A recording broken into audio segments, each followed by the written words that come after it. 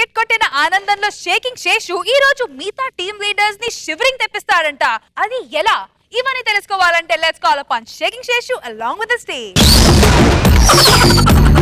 ఆకాశం దిగి వచ్చే మబ్బులతో వెయ్యాలే మన పందిరే, ఊరంతా పుంచట పడాలే ఈ పెళ్లి పాట రాదు. మరి ఎవడరా నువ్వు?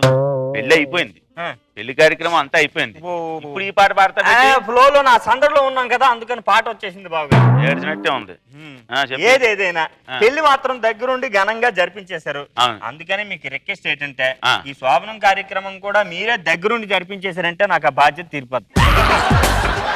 శోభనం కార్యక్రమం నేను దగ్గరుండి జరిపించడం ఏంటి? వాళ్ళిద్దరూ దగ్గరే కార్యక్రమం చేస్తున్నారు బాబు గారు. అదే మీరు దగ్గరుండి జరిపించాలా అంటున్నాను. మరి నీ అభిమానం పాడుగాని అలా బాగా చేస్తావారా? అభిమానం ఎక్కుకుంటే అలాగే కొడతాం మా ఊర్లో. వద్దద్దు, మీ ఊళ్ళో పెళ్లి జరిగింది కాబట్టి గట్టి మేళం ఒట్టి భోజనంతో సరిపెట్టావు. అదే మా ఊళ్ళో అయితేనా నా పేరు ప్రఖ్యాతులు, నా పరువు ప్రతిష్టలు జమ్మని కనపడి.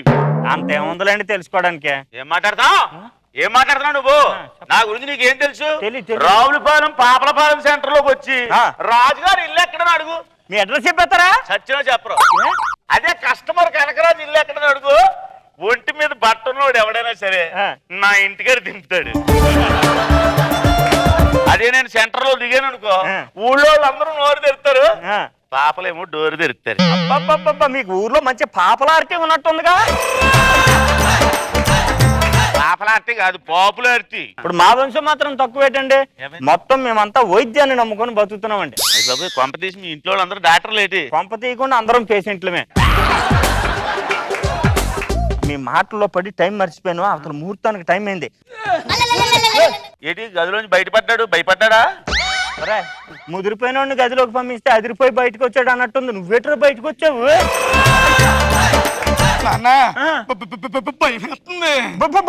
భయం అనకూడదు. ఇంకో యుద్ధానికి సిద్ధమైన సైనికుడికి ఒంట్లో ఫైరింగ్ ఉండాలా, కళ్ళలో డేరింగ్ ఉండాలి, సిరాగ్గా సిగ్గుపడకూడదు. ఫస్ట్ టైం కదా శివరింగిని కవరింగ్ చేసుకోలేక నేను చెప్తుంటే ఈ డేరింగ్ ఎక్కడి నుంచి వస్తుంది అన్న? మీ ఓడి ఎవరన్నా వస్తుంటే లైసెన్స్ ఉంది కానీ డ్రైవింగ్ రానట్టు ఉందేటి.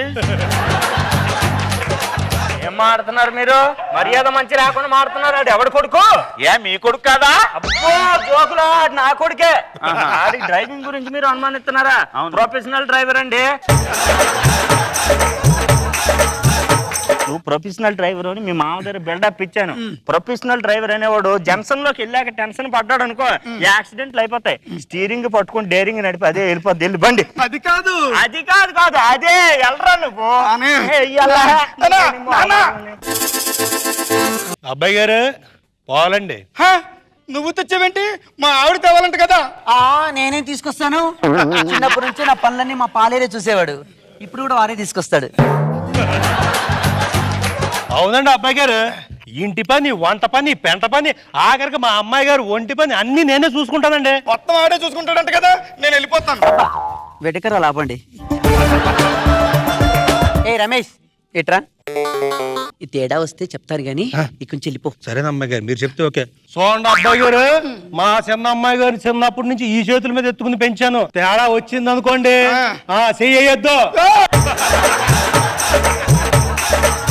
మీకు ఎప్పుడు ఏ అవసరం వచ్చినా మొహమాట పడకుండా నన్ను లేపండి, నేను వచ్చి చేసి పెడతాను. అబ్బాయి గారిని ఇబ్బంది పెట్టమాకండి. అబ్బాయి గారు, మీకు ఎప్పుడు ఏ అవసరం వచ్చినా పక్కనే బాత్రూమ్ ఉంది, అమ్మాయి గారిని మాత్రం ఇబ్బంది పెట్టమాకండి. నాతో ఏమైనా అవసరం వస్తే నన్ను పిల్లలు వెళ్ళి బయట కూర్చుంటాను.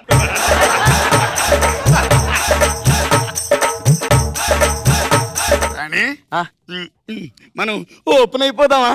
అబ్బా నాకు సిగ్గు బాబు. ముందు మీరు ఆ లైట్ తీసేస్తే మీరు ఏం చేసిన లైట్ తీసుకుంటాను. అబ్బా ఓపెన్ అయిపోదాం అంటే బట్టలు ఇప్పేమని కాదు, మనసు విప్పి మాట్లాడుకుందామని. అంటే ఏంటమ్మా? అంటే పెళ్లికి ముందు నీకు ఎవరితో ఎఫైర్స్ ఉన్నాయనుకో నాకు చెప్పేసే, నాకు ఎవరితో ఎఫైర్స్ ఉన్నాయనుకో నీకు చెప్పేస్తాను. ఓకే నీకు చెప్తానే. రమేష్, సురేష్, రాజేష్, వెంకటేష్.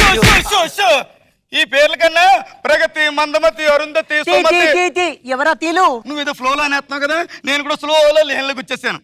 అవన్నీ పక్కన పెట్టి నువ్వు పక్క మీకురా. మరేమో నీకు ఏమైనా కోరికలు ఉన్నాయనుకో, కోరికలన్నీ నాకు చెప్పేస్తే నేను తీరుస్తాను. నాకేమైనా కోరికలు ఉన్నాయనుకో నీకు చెప్తాను, నువ్వు తీర్చాలి. ముందు మీరు చెప్పండి. లేడీస్ ఫస్ట్ కదా, నువ్వే చెప్పు. వీడే పెద్ద మగాడైనట్టు. 2 years ఆగుదాం.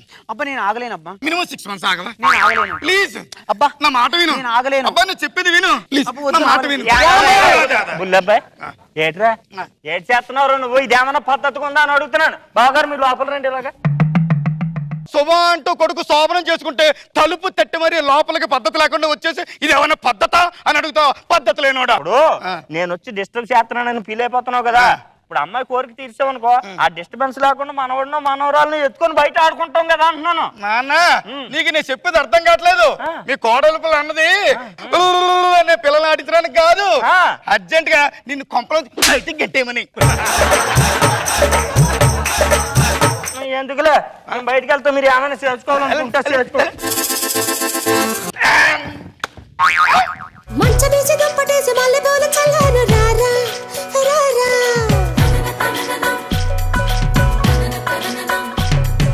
చిన్న చీర కట్టాను సన్న జాజులెట్టాను రారా రారా.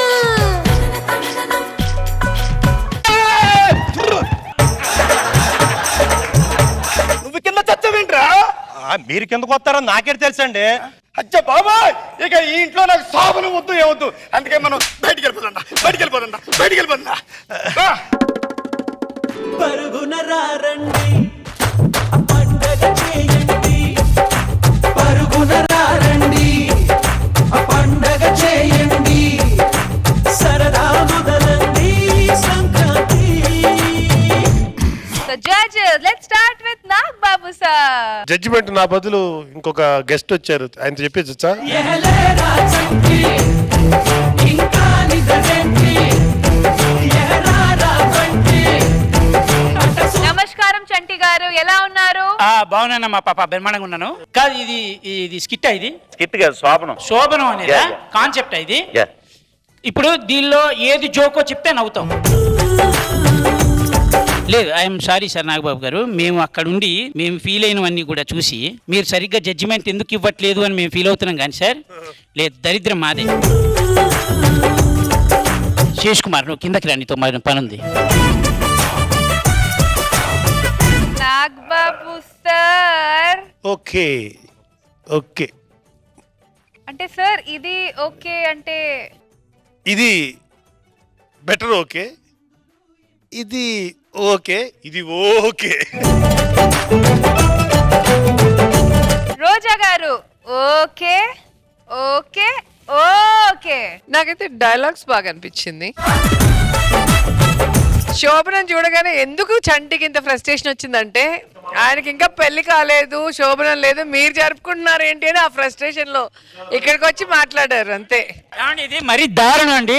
వాడి శోభనం సరిగ్గా కాకపోతే నా పెళ్లికి ఇంకేంటండి? అంటే నీకు శోభనం చూస్తే ఫ్రస్ట్రేషన్ వచ్చేస్తుంది, అది ప్రాబ్లం.